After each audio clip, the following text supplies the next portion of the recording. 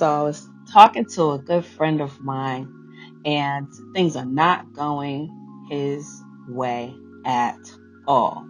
He's got things in the works. He's been successful in the past, and he is frustrated because things are not going the way he wants them to go. And our conversation stemmed around the energy that we carry. And whatever your chronic way of being is, whatever you have practiced being, and it's not on the outside, please be clear. Let me please reiterate. It's not what you pretend to be on the outside or what you are perceived to be on the outside. If you wear a smile every single day, you go out and you're the friendliest person in the room and everybody loves to see you coming and you're laughing and you're joking and you're beautiful and you're happy on the outside. But you go home and you drink or you cry or you're miserable and angry or you're beating the kids or you're fussing and cussing with your husband or your spouse, then that is a contradiction. You're not carrying a light energy. You're not carrying a positive energy. You are putting on a front, and you're not really dealing with the things that are under the surface. So when we do not deal with the things that are under the surface, which is called in some ways shadow work, when you do not deal with the things that are under the surface, the disappointments, the anger, the frustration, the doubt, the disappointments, the heartbreaks, all of the rest of that stuff. As I shared with my friend, the ego is what holds on to all of that stuff. The ego is the life of all low-level energy. All of it. All of it. So when you begin to understand these things and shift your consciousness and recognize when you've become triggered, and not just because you have a barrier and you're able to put on a front, but you're able to stop and really investigate. What is it that's going on? Okay, what triggered me? That word, I didn't like that word.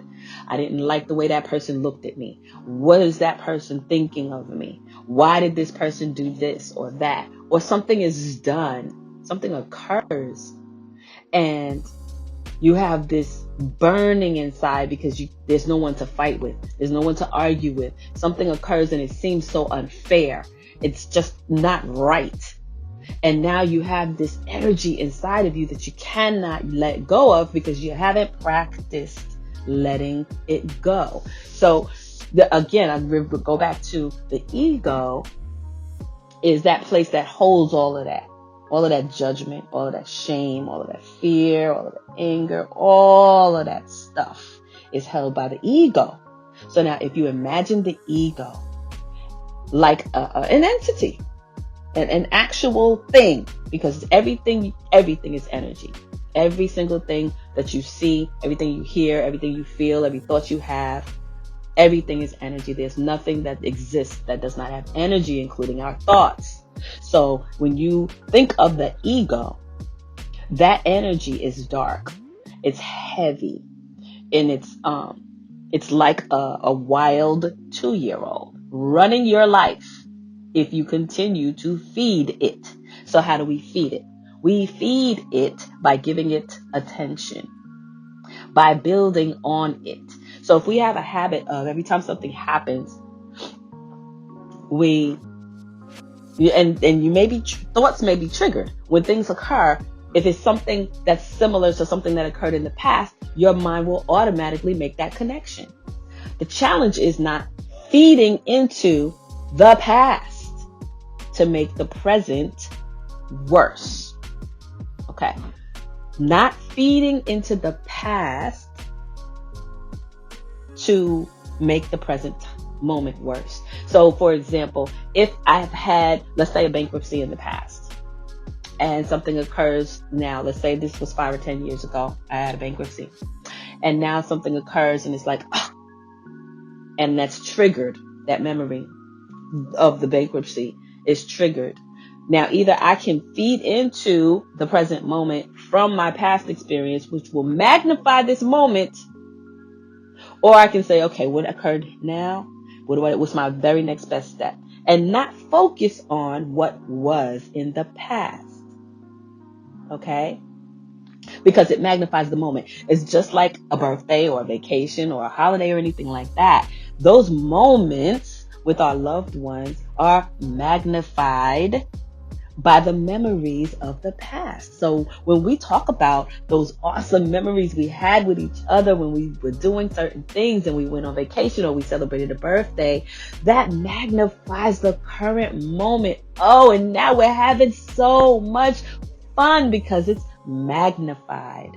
But if we do not use those memories to build on this moment, it doesn't magnify it. So it works the same way with negative energy.